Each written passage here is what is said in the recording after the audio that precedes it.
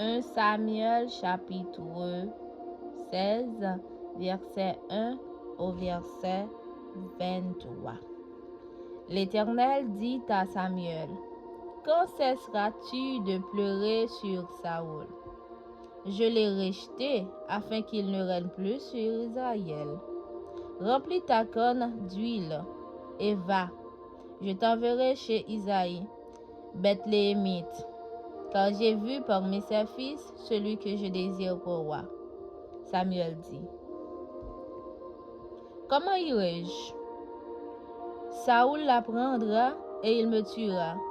Et l'Éternel dit: tu emmèneras avec toi une génisse et tu diras: je viens pour offrir un sacrifice à l'Éternel.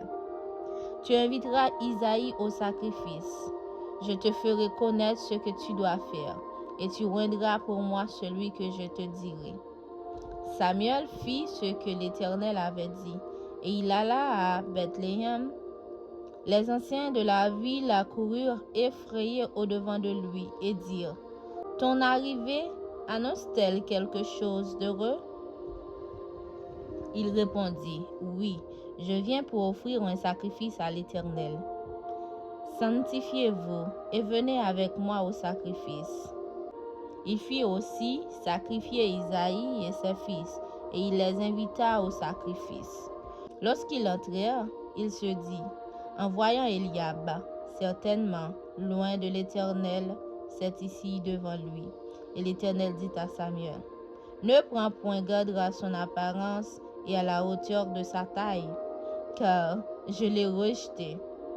L'Éternel ne considère pas ce que l'homme considère, comme regarde à ceux qui frappent les yeux, mais l'Éternel regarde au cœur.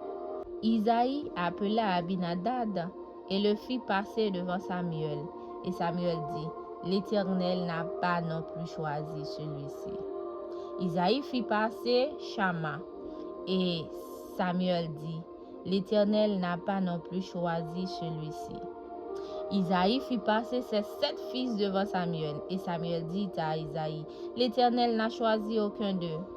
Puis Samuel dit à Isaïe: sont ceux-là tous ses fils? Et il répondit: il reste encore le plus jeune, mais il fait paître les brebis. Alors Samuel dit à Isaïe: envoie le chercher, car nous ne nous placerons pas avant qu'il ne soit venu ici. Isaïe l'envoya chercher. Or, il était blond avec de beaux yeux et une belle figure. L'Éternel dit à Samuel: lève-toi, oins-le, car c'est lui. Samuel prit la canne d'huile et l'oignit au milieu de ses frères. L'Esprit de l'Éternel saisit David. À partir de ce jour et de la suite, Samuel se leva et s'en alla à Rama. L'Esprit de l'Éternel se retire de Saoul, qui fut agité par un mauvais esprit venant de l'Éternel. Les serviteurs de Saoul lui dirent: voici un mauvais esprit de Dieu t'agite.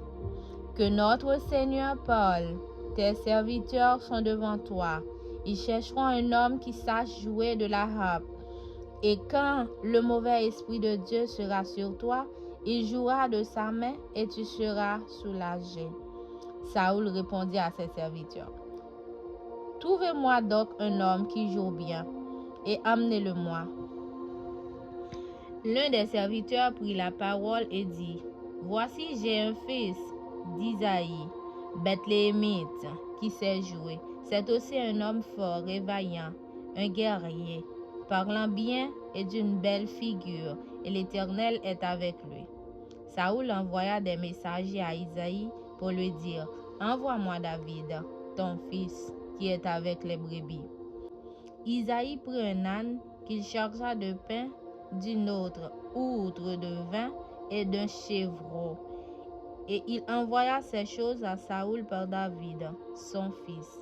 David arriva auprès de Saoul et se présenta devant lui. Il plut beaucoup à Saoul, et il fut désigné pour porter ses armes.